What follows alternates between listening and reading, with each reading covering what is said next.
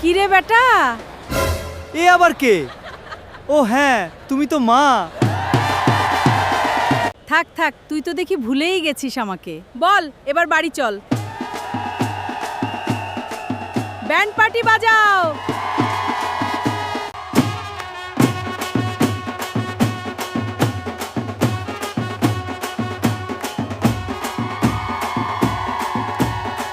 এই বৌমা, ট্রলি ব্যাগটা দিয়ে দে, ব্যাগ আমার ঘরে থাকবে। এই কুটনি বুড়ি, চুপ কর।